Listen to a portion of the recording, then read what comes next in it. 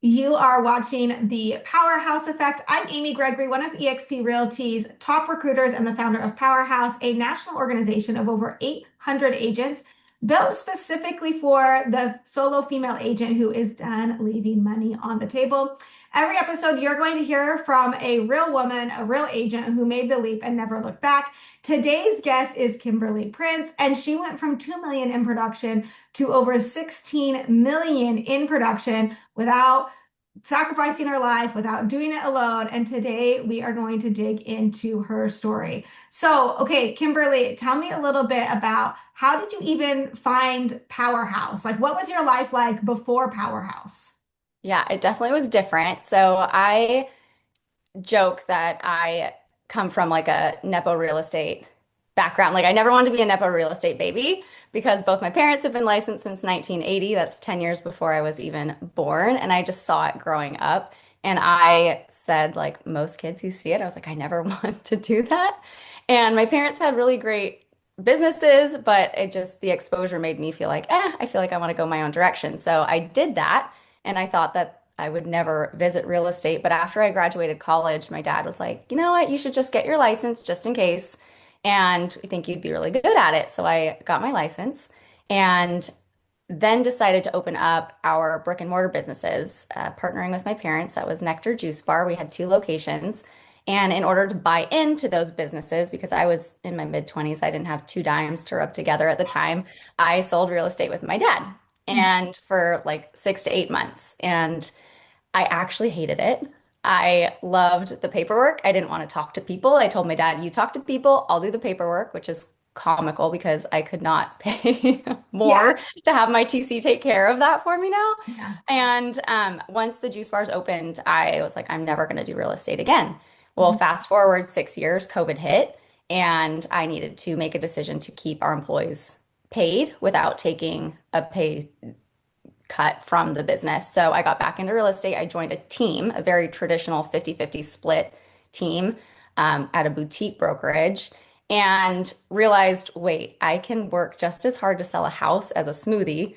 And a smoothie is like $10, and people are complaining about that because that's astronomical, but there's still no margin on it. And people are yelling at me over carrots and cucumbers, or I could sell a home and actually enjoy it and not get yelled at every single day. So decided to sell those businesses. It took 2 years to do it and then got it into real estate. At that time, I realized the team structure was not for me.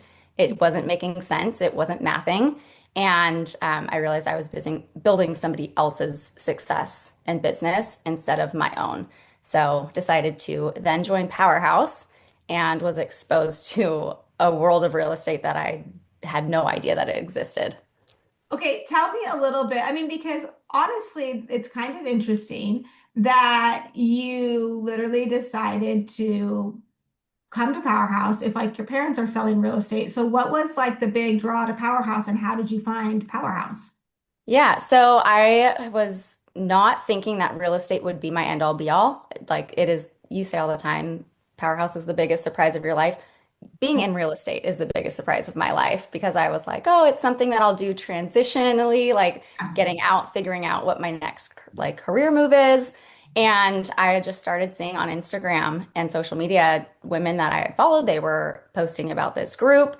Actually, not even real estate related. I know that some girls that I went to high school, they have become like influencers, and you met them along the way through Susie School and all those Yeah. things. And you just kind of kept coming up. And I was like, okay, I'm really not liking the team model. Let's see what else is out there. And Well, on a so, 50-50 split, like you're leaving a lot on the table.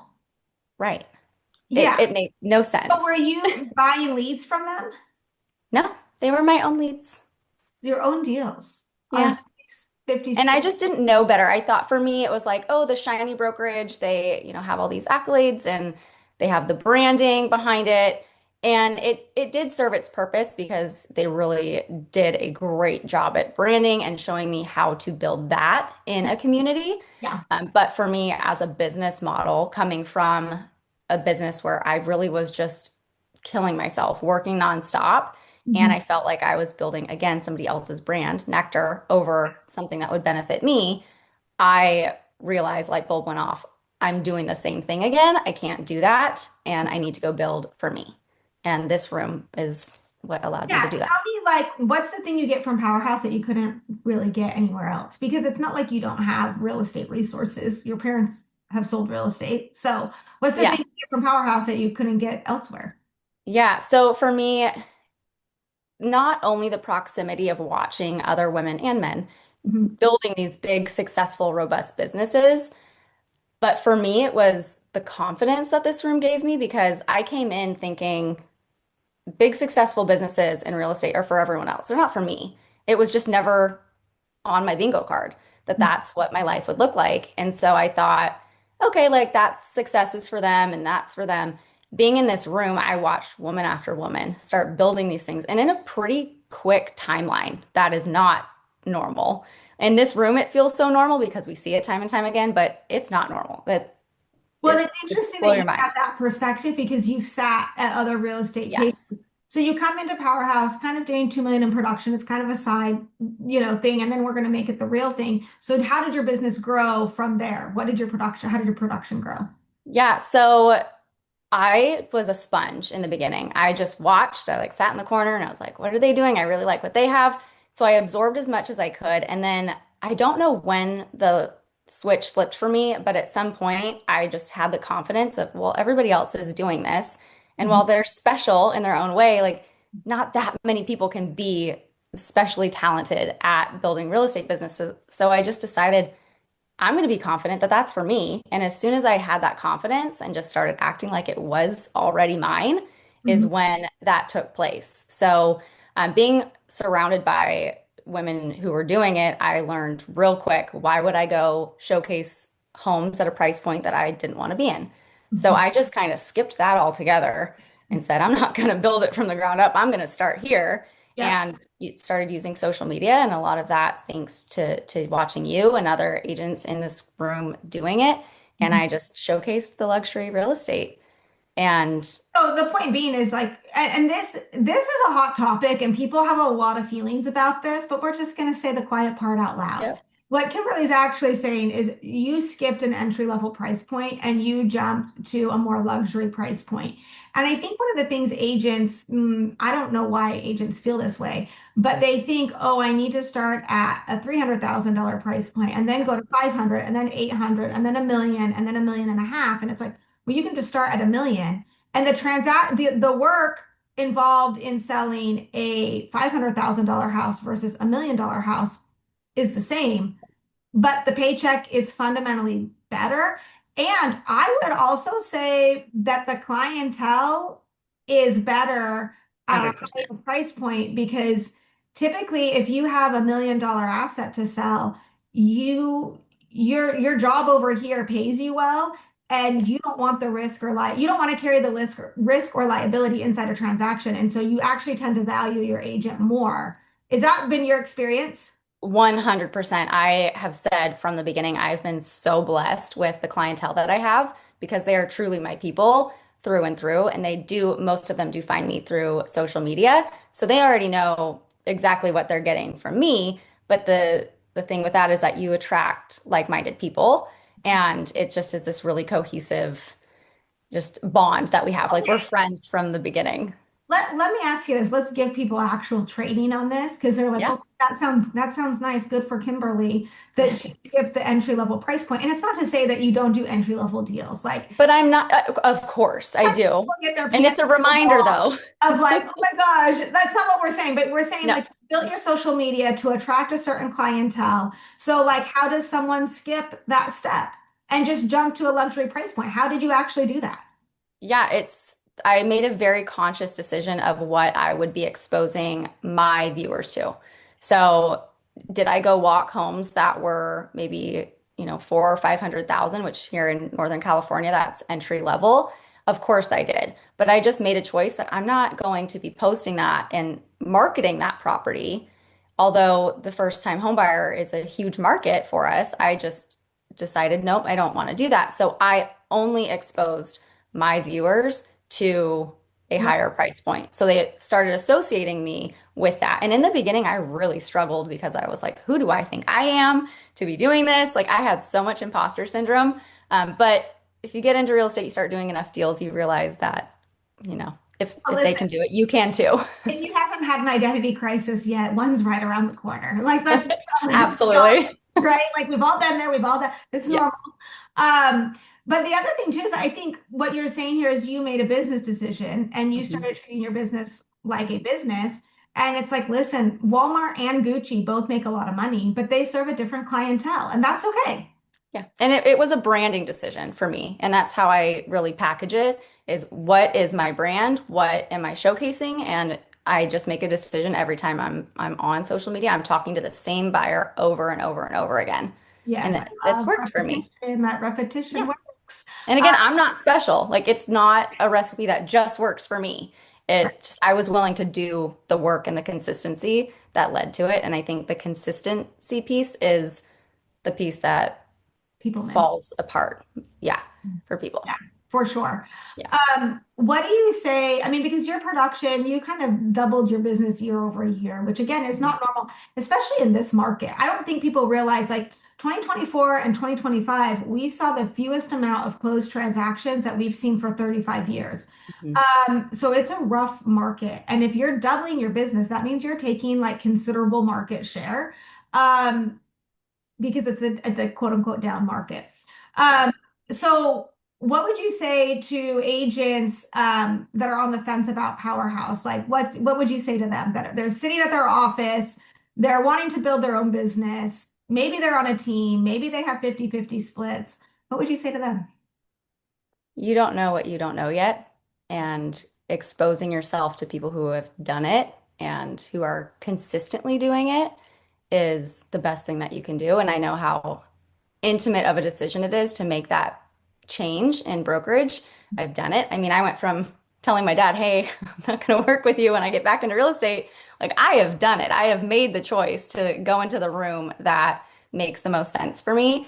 But you just have to be willing to go learn what you haven't been exposed to yet and be open to it just changing your life on best case scenario. And if, I always tell people if it's not for you, if you get in there and it's not for you, okay, Okay, right. leave. Like, And yeah, then so that's fine. tell me about that conversation with your dad and like what's his take on it now? Because Oh, I think it's fun. I have a dad that is great inside my business too. yeah. Oh my gosh, What's his I'm so lucky. I'm blessed with like the greatest dad and most supportive dad you could ever get. And he really is just so supportive and we have conversations all the time. He's like, "You're doing what? How are you meeting people?" And like I don't understand how it works from you posting something online to then going and showing them a home. Yeah. So he's very intrigued by it. He's also the first to tell me that he's really proud and Yeah. tells me that all the time. But yeah, it blows his mind that you can build a real estate business in the way that we have. And he's very quick to remind me, like, there used to be a book, I forget what it was called, but had all the listings in it before MLS. Yeah. Yeah. And then I mean, it was before MapQuest even when they had to go figure out how to get to the home. So it definitely blows his mind, but he is so supportive and it's just kind of fun to talk about How what I've sweet. built and Yeah. yeah, exactly. So your main lead source is what? It is social media. It is now also referral based. So I would say we're pretty even now. But social media still blows my mind every single day. Like I've been consistent for 3 years with it. And so I think that's the piece that a lot of agents can look at and say, like, well, why not me? It hasn't been overnight. It's been 3 years. And it still blows my mind when someone DMs me or falls into a funnel and is like, hey, I want to meet you in real life. Yeah. And Can so we go walk it's, this yeah, house today? And you're like, absolutely, we can. yep, sure. I will totally go show a house to a stranger from somebody I met on the internet any day. Yeah, absolutely, absolutely. So, what surprised you most about being inside of Powerhouse? What's been the biggest surprise? The support, there's a lot of surprises that came from. I mean, me just even liking real estate, I think has been the biggest one. So having a group of women show you that like you can actually really enjoy this and build it and build something that you're proud of and also something that people want to be a part of. But for me, it's been the support, the collaboration, and knowing that no matter what comes up in a transaction, because something's always going to come up. And a lot of times it's something new. I have, a Rolodex of people I can call on across the nation who have experienced it or are an expert in that area. And it does not matter what the situation is, I can find an expert in that area to talk me off that ledge because there's plenty of ledges to be talked off of. I feel like there really should be like a real estate emotional support group for agents I because think this is it, though. I think that is one of the best things. right? Because, like, from a compliance and fiduciary responsibility, you can't discuss your deals with anyone, Right. right? So it's nice to be in this room where other women are carrying the same weight Yeah. of transactions and deals. And you can say, like, okay, I've got a seller. Here's what the inspection's looking like, or something crazy is going on in the deal. Yeah. And it is phenomenal to have 25 women who also live and breathe that business say, oh, I've done this before, and they can just say, they can plug the gap for you or bridge the gap for you. And they Um, can prepare you for what's to come too, so that if it's not going to be an easy road, they can prepare you for that so that you can handle it better. And I've had a lot of those conversations too, like buckle up, just get ready for it. And you're like, okay, here we go. I love it. I love it. Okay. Any regrets in joining Powerhouse? The only regret is that I didn't do it sooner and I kept my juice bars as long as I did. It's the only regret. The juice bar era. I remember that era. I remember meeting you early on and being like, this is wild. I remember sitting with, there was a group of us in San Diego Mhm. at a conference, and that's a whole other conversation of that experience of that conference, which is good and bad and just so eye-opening for me. But I remember sitting there, it was the day before my second nectar was closing, and it just, my mom texted me and she was like it's done. And I just remember crying, and you were at a dinner table and you're like, are you crying? I'm like, yeah. You're like, it's so good. So that's what Powerhouse is. I You love can that be ready version to of me go. when you're in the depths of despair. And I'm like, Kimberly, this is all happening for a reason. It's going to be great. Just trust the process, Yeah. And at Don't that point, I worry. didn't believe that the successful real estate business was for me. Like it took a Yeah. while for me to believe that. So I was in a stage of like fear of what am I going to do for income? Who am I? I did have an identity crisis. I just had it early on before Yeah. I was full time. But I remember Well, that very clearly. and I think that's fair. And I think honestly, but I think that's one of the things that's so fun about Powerhouse is you couldn't see your ability to be successful in real estate, but we all could see it. Yes. And I think that happens a lot inside of Powerhouse where agents are coming in. It might be a career shift. It might be like a middle motherhood, like, okay, I'm going to jump into building something now. Right. And you have this identity shift. And I think this room is really good at being like, oh, we know you can't see it right now, but we can see it for you. And we're going to keep pointing you in the right direction, and help you figure that out. And I feel like one, that happened for you, but now you're so good at doing that for the agents coming behind you. And I think that's the domino effect of Powerhouse that has been remarkable to watch unfold. Yeah, it absolutely has. The domino effect for me, it's given me opportunities that I never saw coming. Like I never saw having a segment on our local news station being something for me, but because I was doing home tours, producer found me and was like, "Hey, would you like to do this on TV?" And I was like, "Sure, why not?" Like there's that confidence and I'm like, "Okay, we'll build it on the way down." But also a final note of something that I think I do have a different perspective on in Powerhouse is I am a solo female agent who does not have a family yet. Mhm. And in the beginning, I felt, and this was strictly on me, not anybody else is doing, but because I was kid free, that everyone else was building these businesses with babies on their hips. I felt almost like a black sheep because I'm like, I don't have that experience. Like, I don't have that. But I will say, watching so many women do that and wanting to be in that stage of life, it's allowed me to set up my business in a way that when that is my time, Mhm. I already have experienced it by watching so many women Mhm. doing it in real time that I feel so prepared, so confident that I can do it and that I'm setting it up for that. And that for me is the whole reason behind why I work so hard. Like it Right? really is. A hundred Yeah. percent. Well, and we've had a lot of, I want to say girls, it's really women, but like I'm old comparatively. So, but we've had a lot of okay, women, shift from not having kids to having their first baby inside of Powerhouse. Yeah. And it is a really sacred thing to watch and be a part of and walk alongside them as they navigate like building a business. And like then and we talk about these identity crises, right? Because there's two versions, right? There's the mom that already has kids that decides she wants to build a career and she has an identity crisis, but the career woman who then wants to shift into motherhood also has an identity Yeah. crisis, right? And it And I happens have a both. playbook of how to do it. Yes. Because Yeah. I've seen so many of you do it. So that's not a fear of mine Yeah. that I'm like, okay, when it is my time, like I have the support I need to do that.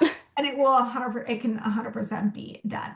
Kimberly, thank you so much for being with us today. This is Kimberly Prince, and if her story sounds familiar, that's because it probably is. And this is what happens inside of Powerhouse. If you're a solo female agent doing 3 to 5 million in production and you've been wondering if there's a better way to build, we pinky promise you that there is. Come and find out what Powerhouse can do for you. All of the links are below in the show notes. If this episode hits home, share it with one agent who needs to hear it. That's how we grow this community.